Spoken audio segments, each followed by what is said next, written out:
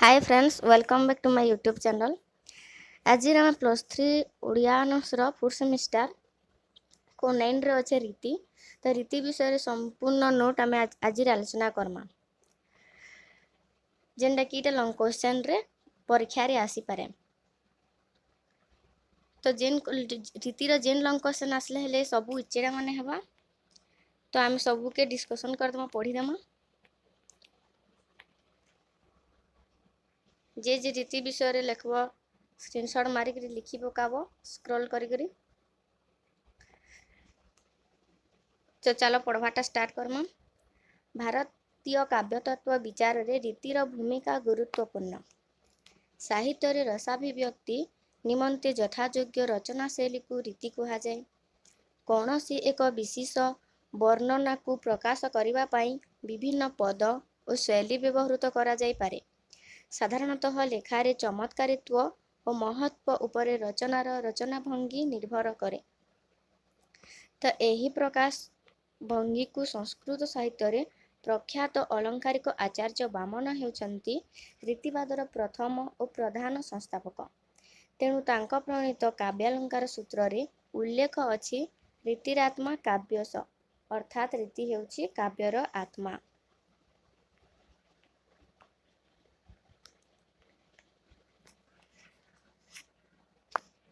तो second paragraph होला ring धातु रे किन प्रत्यय जोग रीति शब्दटी सृष्टि होइछि, जहार अर्थ ढंग, शैली, प्रणाली, पद्धति, रीति, मार्ग बा पंथा इत्यादि।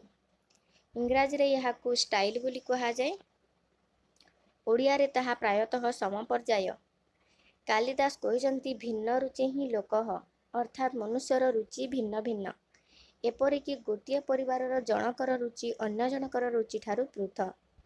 नाट्यचर्या भरत मुनि रीति संबंध रे विशेष सूचना देई नाहांती।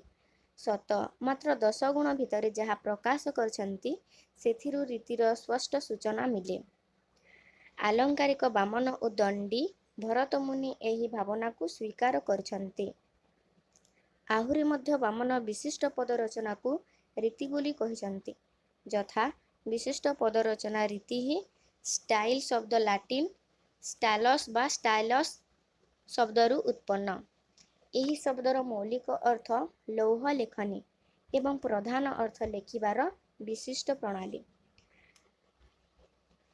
रीतिवाद साधारणतः आंचलिकता बा भौगोलिकता भूखंड को नहीं नामांकित होइथिबार जणा जाइथाय। कारण ख्रीष्टीय 7म शताब्दी बेलकू भारतर 4 गोटी अंचल रे यथा पूर्व, पश्चिम, उत्तर, दक्षिण रे 4 गोटी रचना रीति प्रचलित थिला बोली बाणभट्ट तांको हर्ष चरित रे वर्णना करछंती।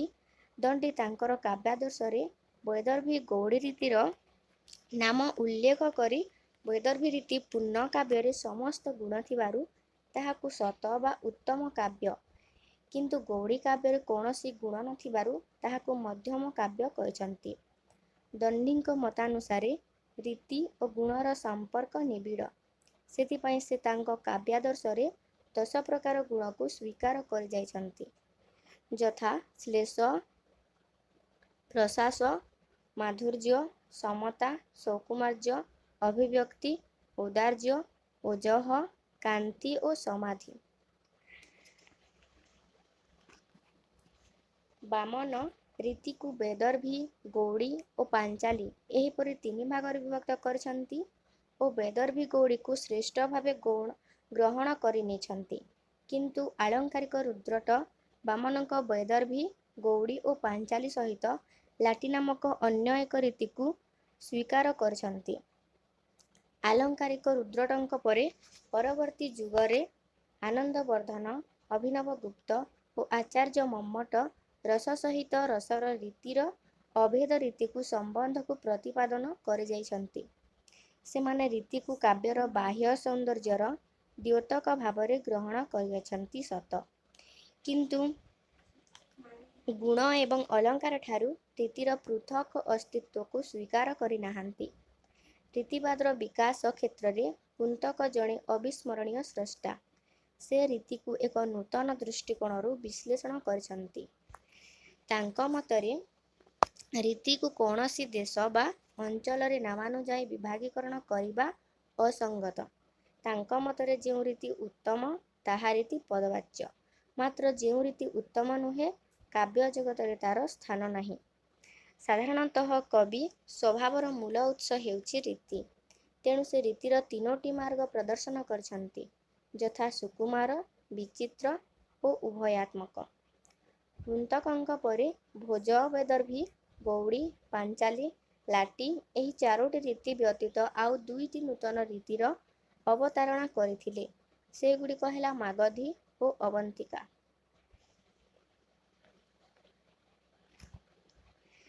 ରୀତିର ସଂଜ୍ଞା ଦେଖମା।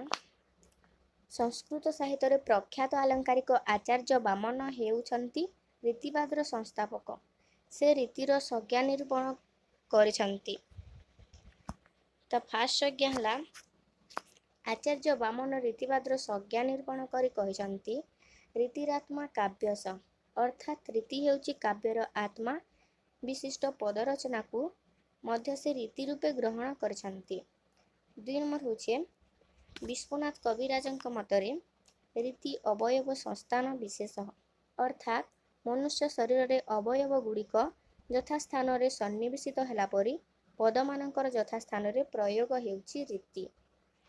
3 ନମ୍ବର ହେଲା, ପଦ ସଂଘଟନା ହିଁ ରୀତି। ପଦ ସଂଘଟନା ହିଁ ରୀତି ବୋଲି ଧନ୍ୟାଲୋକ ଆନନ୍ଦବର୍ଦ୍ଧନ ମତ ଦେଇଛନ୍ତି।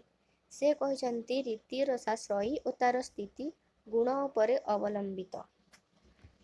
4 ନମ୍ବର ହେଲା, ରାଜଶେଖରଙ୍କ ମତରେ ରୀତିର ସଂଜ୍ଞା ହେଉଛି ବଚନ ବିନ୍ୟାସ କ୍ରମୋ ରୀତିଃ, ଅର୍ଥାତ୍ ବଚନ ବିନ୍ୟାସ ହିଁ ରୀତି।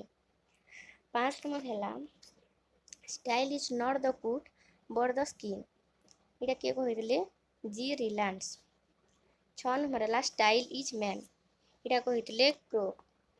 7 ନମ୍ବର ହେଲା, height of style is the echo of a great personality. ଏଇଟା କହିଥିଲେ ସି ବ୍ରୋକର୍ସ ଆଉ ଆର୍.ପି. ୱାରେନ୍। ତ 8 ନମ୍ବର ହେଲା, style is the symbol of personality. ଏଇଟା କହିଥିଲେ ଏଲିୟଟ୍। ଅତଏବ ରୀତି ଶବ୍ଦର ବ୍ୟକ୍ତିଗତ ଅର୍ଥ ହେଉଛି ରିୟତେ ଜ୍ଞାୟତେ ଗୁଣଃ ବିଶେଷାନ୍ୱୟ ଇତି ରୀତି, ଅର୍ଥାତ୍ ଯାହା ଦ୍ୱାରା ଗୁଣ ଜଣାପଡ଼େ ତାହା ରୀତି। ତ ରୀତିର ସଂଜ୍ଞା ଜାଣିଲା। ଆସନି ଆମେ ରୀତିର ପ୍ରକାରଭେଦ ପଢ଼ମା। ସାହିତ୍ୟ ଦକ୍ଷିଣକାର ବିଶ୍ୱନାଥ କବିରାଜ ବୈଦର୍ଭୀ, ଗୌଡ଼ି, ପାଞ୍ଚାଲି ଓ ଲାଟି ନାମକ ଚାରୋଟି ରଚନା ରୀତିକୁ ତାଙ୍କ ଗ୍ରନ୍ଥରେ ସ୍ୱୀକାର କରିପାରିଛନ୍ତି। ପ୍ରତ୍ୟେକ ପ୍ରକାର ରୀତିର ସ୍ୱରୂପ ଜାଣିବାର ଗୁଣ ସମ୍ବନ୍ଧରେ ଉତ୍ତମ ଜ୍ଞାନ ଥିବା ଦରକାର, କାରଣ ରୀତି ହେଉଛି ଗୁଣାଶ୍ରୟୀ। ବିଷୟ ପ୍ରାଞ୍ଜଳ ବିଶ୍ଳେଷଣ ପାଇଁ କେତେ ଗୋଟି ରୀତି ସମ୍ପର୍କରେ ଆଲୋଚନା କରାଯାଇପାରେ। ତ ବୈଦର୍ଭୀ ରୀତି ଦେଖମା।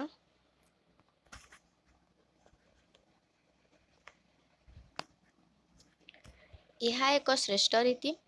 ଶ୍ଲେଷ, ପ୍ରସାଦ, ସମତା, ମାଧୁର୍ଯ୍ୟ, ଗୁଣ ଆଦି 10 ବିଧ ଗୁଣ ଏଥିରେ ପ୍ରତିଫଳିତ। ବୈଦର୍ଭୀ ରୀତି ବିଶେଷତଃ ମାଧୁର୍ଯ୍ୟ ଗୁଣର ବ୍ୟଞ୍ଜକ। ଏଥିରେ କୋମଳ ବର୍ଣ୍ଣ ତଥା କୋମଳ ଯୁକ୍ତାକ୍ଷର ଗୁଡ଼ିକର ବ୍ୟବହାର ହୋଇଥାଏ। ଶୃଙ୍ଗାର, କରୁଣ ଓ ଶାନ୍ତ ରସର ଅଭିବ୍ୟକ୍ତି ପାଇଁ ଏହି ରୀତି ଏକାନ୍ତ ଅନୁକୂଳ। ବିଶ୍ୱନାଥ କବିରାଜ ବୈଦର୍ଭୀ ରୀତିର ସଂଜ୍ଞା ଦେବାକୁ ଯାଇ କହିଛନ୍ତି, ମାଧୁର୍ଯ୍ୟ ବ୍ୟଞ୍ଜନ ବର୍ଣ୍ଣ ରଚନା ଲଳିତାତ୍ମକ। ଆବୃତ୍ତିର କଳ୍ପ ବୃତ୍ତି ବା ବୈଦର୍ଭୀ ରୀତି ଲିପ୍ୟତେ। ସାହିତ୍ୟ ଦର୍ପଣରେ ଅଛି। ତ ଏହାର ଅର୍ଥ ହେଉଛି ମାଧୁର୍ଯ୍ୟ ଗୁଣ ପ୍ରକାଶ କରୁଥିବା ବର୍ଣ୍ଣ ଦ୍ୱାରା ସ୍ୱଳ୍ପ ସମାସ ଯୁକ୍ତ ସମାସହୀନ ଲଳିତ ରଚନାକୁ ବୈଦର୍ଭୀ ରୀତି କୁହାଯାଏ। ଉଦାହରଣ, ଅଲକ୍ଷଣ ଦେଖୁ ପୁରବାସୀଙ୍କର ହୃଦୟ ସଦା ସଭୟ, ଏତେ ବନେ ଅବା ରାଜାଙ୍କର ହେଲା ପୂର୍ବ ତପୋବଳ କ୍ଷୟ, ରତ୍ନପୁର ପ୍ରତି ସଙ୍ଗେ କାରଣେ କୁକ୍ଷଣେ କଲି ଭିଆଇ, କେଜାଣେ କି ଭାଗ୍ୟ ଭଜିଲେ ସମରେ ରଙ୍ଗଭୂମି ନର ସ୍ୱାଇଁ। ଏଇଟା ପାର୍ବତୀ କାବ୍ୟରେ ଅଛି ରାଧାନାଥ ରାୟଙ୍କର। ବିଶେଷ କରି କରୁଣ, ଶୃଙ୍ଗାର ଓ ଶାନ୍ତରସ ପାଇଁ ବୈଦର୍ଭୀ ରୀତି ପ୍ରଯୁଜ୍ୟ। ବିଶେଷ କରି କରୁଣ, ଶୃଙ୍ଗାର ଓ ଶାନ୍ତରସ ପାଇଁ ବୈଦର୍ଭୀ ରୀତିଟା ପ୍ରଯୁଜ୍ୟ। ଖ ହେଲା ଗୌଡ଼ି ରୀତି। ଏହା ଓଜଃ ଗୁଣର ବ୍ୟଞ୍ଜକ। ଏଥିରେ କଠିନ ବର୍ଣ୍ଣ ତଥା କଠିନ ଯୁକ୍ତାକ୍ଷର ଗୁଡ଼ିକର ବହୁଳ ବ୍ୟବହାର ହୋଇଥାଏ। ଏଥିରେ ସମାସର ପ୍ରାଧାନ୍ୟ ଲକ୍ଷ୍ୟ କରାଯାଏ। ପୁଣି ଗୌଡ଼ି ରୀତି ଆଡ଼ମ୍ବର ସମ୍ପନ୍ନ। विशेषतः वीर रौद्र विभत्स आदि रसर अभिव्यक्त पाई यह रीति एकांत उपयोगी। उदाहरण है ओजः प्रकाश के बन्यबध आडंबर पुनः समास बहुला शैली। साहित्य दर्पण रे अछि।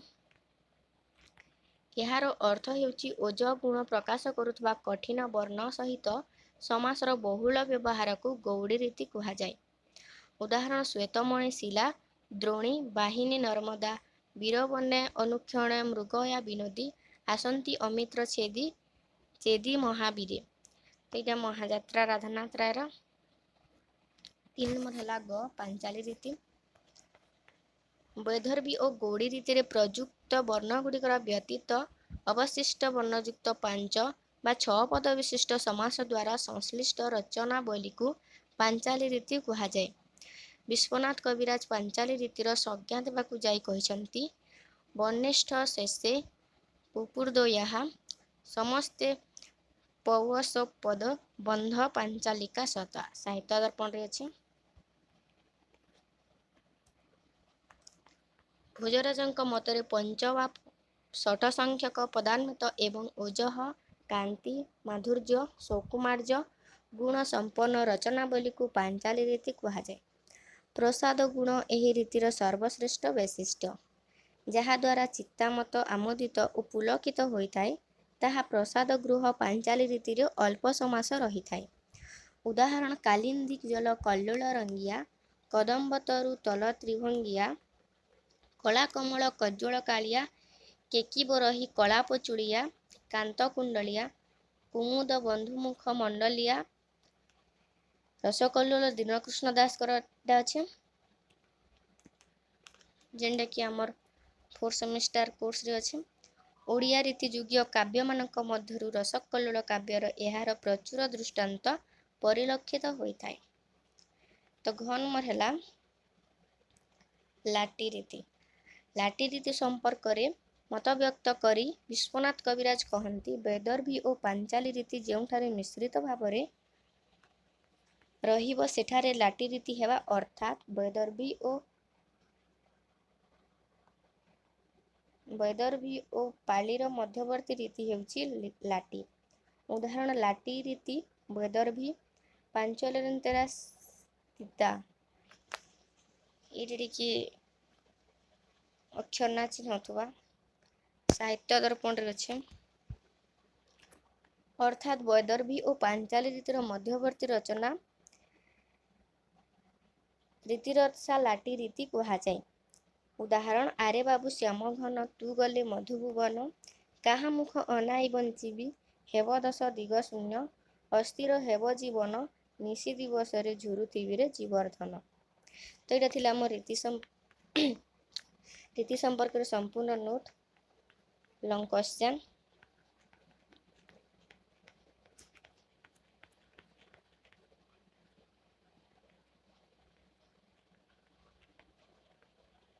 प्रति नेक्स्ट क्लास रे कर्मा। तो थैंक्स फॉर वाचिंग फ्रेंड्स।